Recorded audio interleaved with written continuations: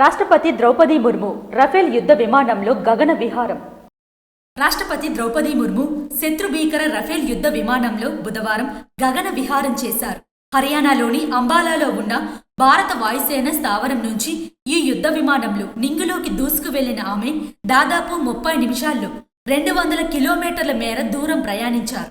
దీంతో వాయుసేనకు చెందిన 2 వేరువేరు యుద్ధ విమానాల్లో ప్రయాణించిన తొలి రాష్ట్రపతిగా ముర్ము చరిత్ర సృష్టించారు. 2023 ఏప్రిల్లో ఆమె అస్సాంలోని తేజూర్పారా నుంచి సుఖోయ్ 30 MKI యుద్ధ విమానంలో గగన విహారం చేసిన సంగతి గమనార్హం.